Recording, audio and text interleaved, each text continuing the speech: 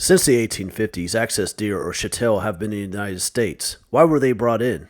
And where did they come from? Let's go over it.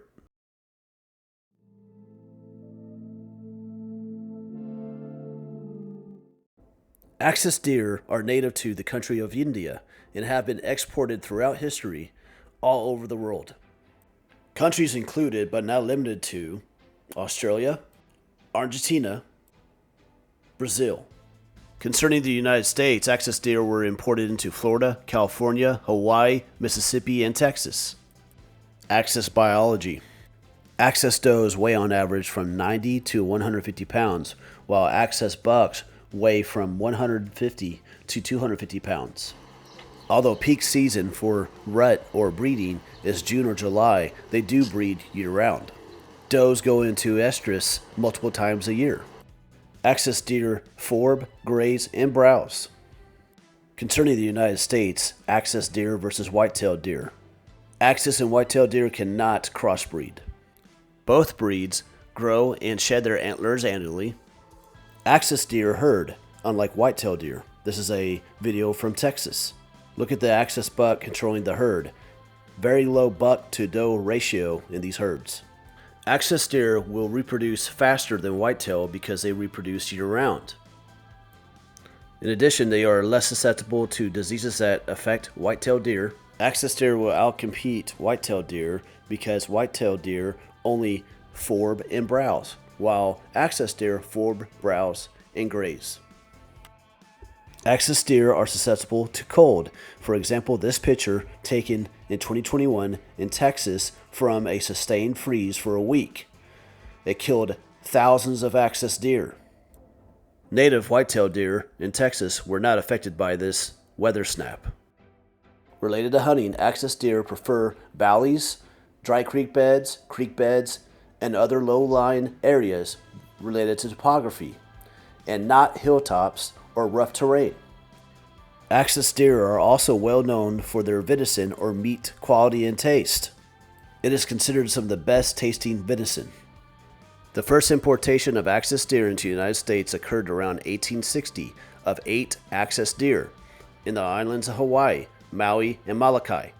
Since importation into Hawaii, the population has exploded to over 70,000 axis deer.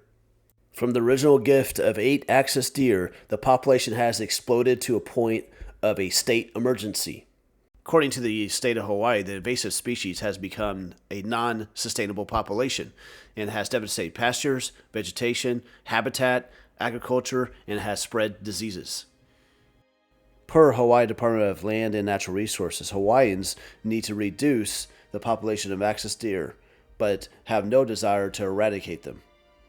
Besides hunting and culling, the best long-term solution to reduce the axis deer population in Hawaii is to commercialize the consumption of axis deer venison.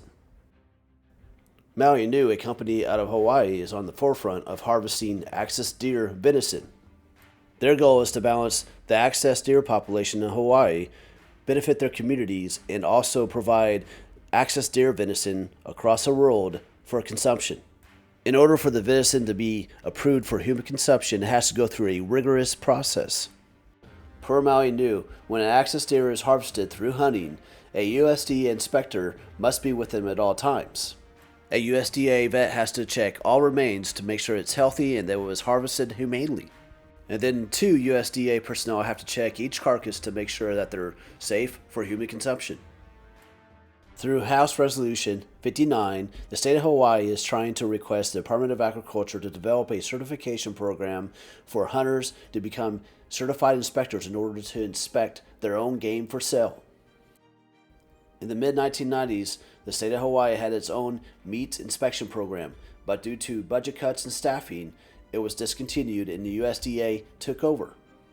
Due to the explosion of invasive species of axis deer in Hawaii and also the USDA limited staffing of approval of meat for human consumption, HR 59 is supposed to increase capacity so it'll address the overpopulation of axis deer through hunting and human consumption.